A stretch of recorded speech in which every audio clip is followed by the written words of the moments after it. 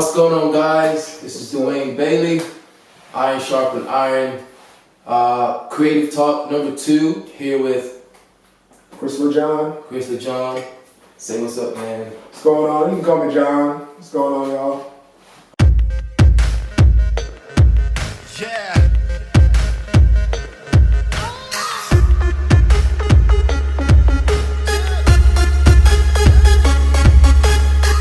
Man, so thankful for you being here, coming out, man. Driving out here to come see me in the boondocks. Yeah. Yeah, man.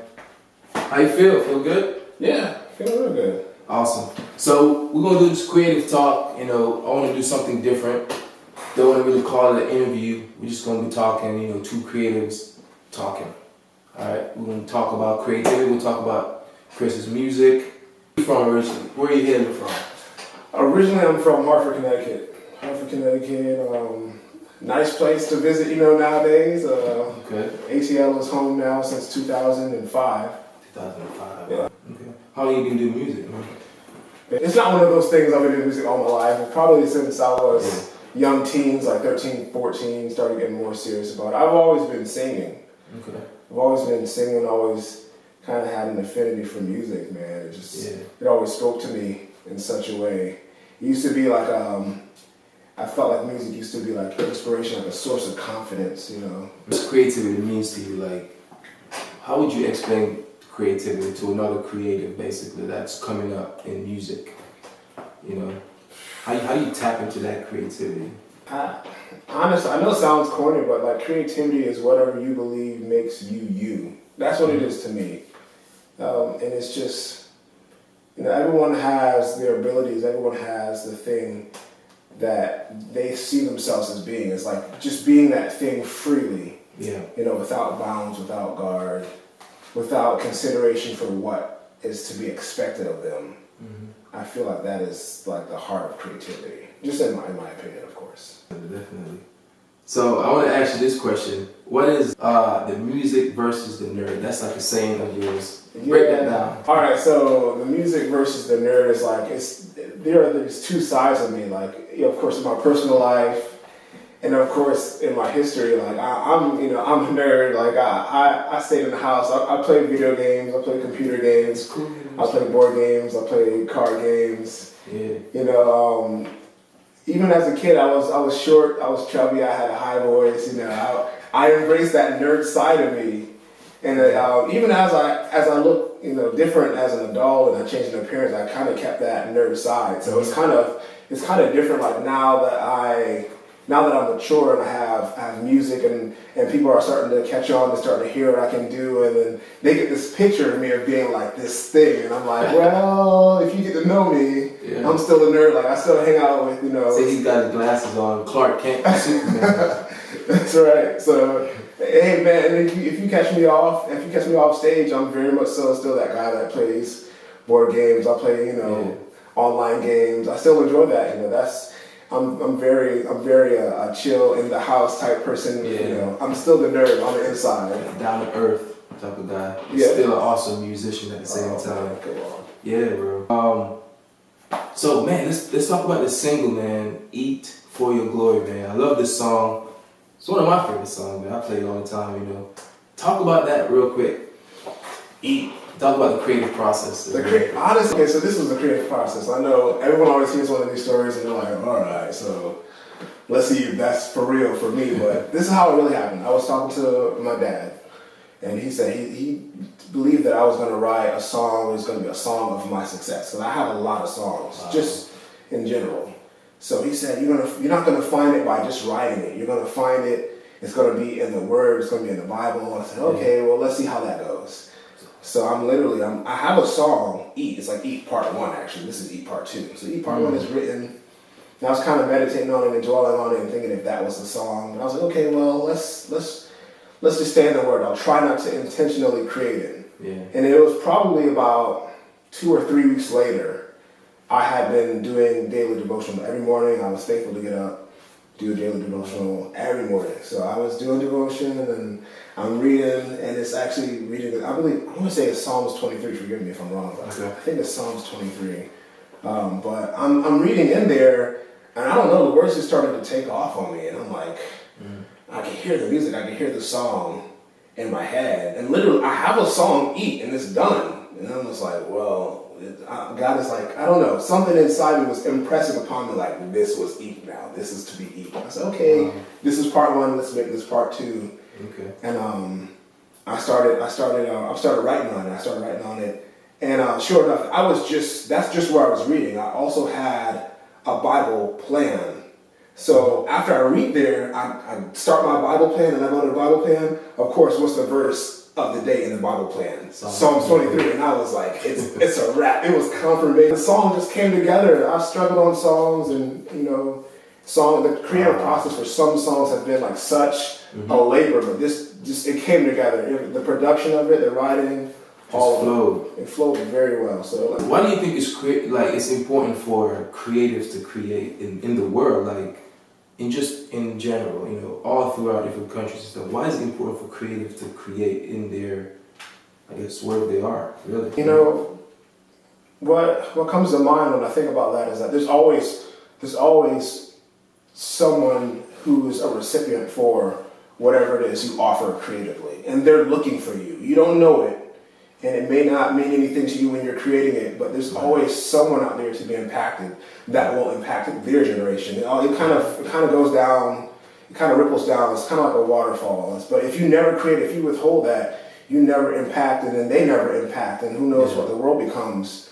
And it may not, sometimes it's profound, sometimes it's not profound, but it's definitely important. I mean, no one should hold back their creative gift, even if they feel like it's really not significant, because there's something there. Absolutely, and that's exactly what I was thinking when we're on the same page with that. If you're creative out there, man, it's important that you create, because you're creating not just for yourself but for other people. Absolutely, it's kind of like you're feeding, whatever you're doing. If you're an artist, you're a musician, or if you are a videographer, a photographer, whatever it is that you do. You have to, you're basically meeting a need, especially for entrepreneurs as well. Like, the world needs more entrepreneurs. Like, entrepreneurship is basically looking at the world and seeing if there's a need there and finding that need. And that's how, a lot of stuff is created. Cameras and lights, and even this book I'm holding, someone thought this book. Everything that you see is an idea. And ideas become tangible things. Here's a quote. KRIS L JEAN, a stirring pop artist on the verge of glory, the cusp of destiny, and the finding of nostalgic value. Kind of started off like a goofy saying, because when I first started KRIS L JEAN, I was like, yeah, a stirring pop artist. I want people to read it and kind of chuckle. But as I started typing it, I'm like, okay, let's see how far it'll go. So honestly, I mean, I do see myself being right on the cusp of not so much glory, but just success, making it for real. I know what you mean. You know what I mean? But the finding of nostalgic value, that is something that's for real. I want to find something that people will be impressed with. Not just impressed like they like it, but it'll impress upon them. They can look back in time. Yeah. The same way that, we can look back in time and be like, Power Rangers, Transformers. It's kind of like, you can just go, I can go up to somebody on the street and be like, hey, Transformers. And if they're my age, they'll be like, yeah, Transformers. It's kind of like, because Transformers, even though it's just entertainment, it impressed upon them. I wish to impress upon people in a similar nature. Hopefully it's something more profound rather than just being entertaining. And I really want to have some sort of legacy of that, just of that nature. In the link below, I'm going to put some websites you can reach KRIS with his music. Check it out, man. It's great music, and hopefully you like it a lot, as I do as well. So 5-question segment, real quick. We're gonna run through them. All right, here we go. Ready? Number 1, favorite book. My favorite book is The Giver. The Giver was one of my favorite books. Yeah, it just how he. It became a movie, right? It became a movie. Alright, go ahead. Don't shoot me. I didn't see the movie. I saw it. I remember it. Okay. I didn't actually see the movie, but I remember it was one of the first novels that I read, and it was just profound the way that they gave meaning to life. It kind of reminds me of creativity. Maybe that's why I vibe with it so much. Favorite song? Man. So many. There are so many of them. I gotta say it has to be perhaps a song by Queen. Okay. I dig Queen a lot. Genre of music. My favorite genre, honestly, I like listening to classic rock. It's probably gonna be a toss up between like classic rock and like R&B. You know, those two things, emotionally, those two genres speak to me the most. Place to visit. Place to visit has to be. I know it's kind of like it has to be Myrtle Beach, and when it's not just Myrtle Beach, but it has to be like this old rickety hotel called the Landmark. Shout out to the Landmark. If anyone's ever been there. Alright. The Landmark Hotel, that's where we went for a family vacation. Since I was a kid, we always returned to that hotel. So there are so many experiences, so many good times, you know, so many adventures there that took place. And there's newer and grander hotels, but we tried to stay in the newer ones. It didn't work. We had to go back to the Landmark. It's a special place in your heart. Oh man, I'm telling you.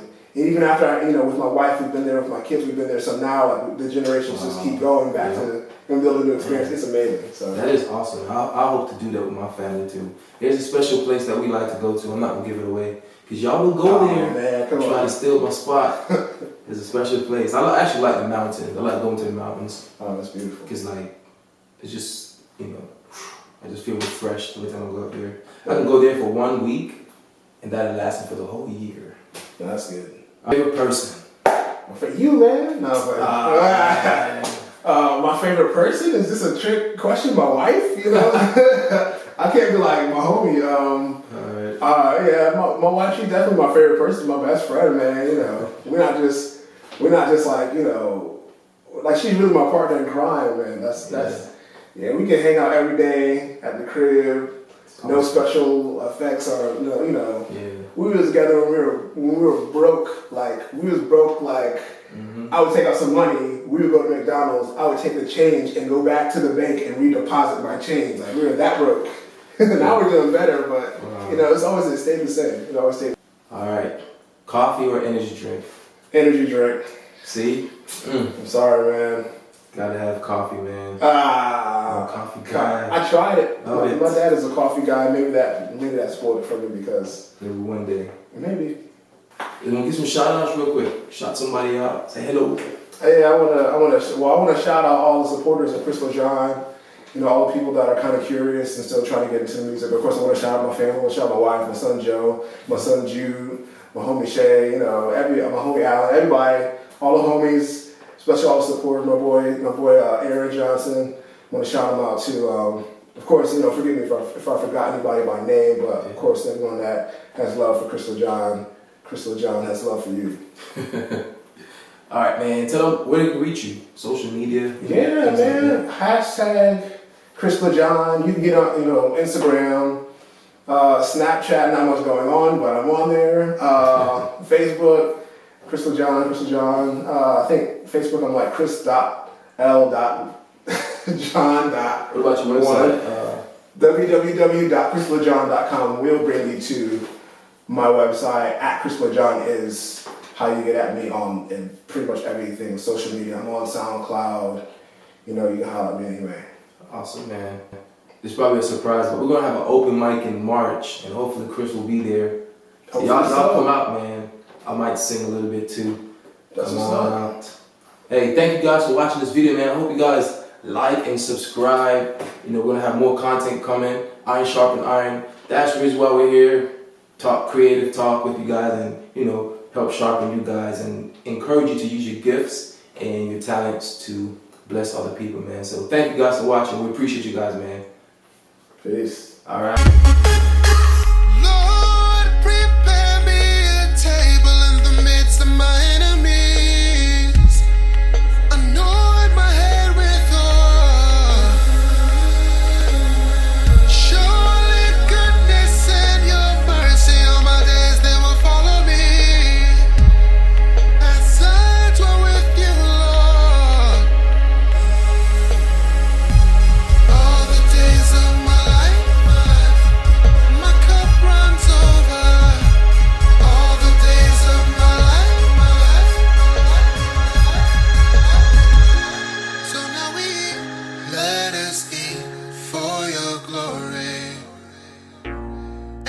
sing, let it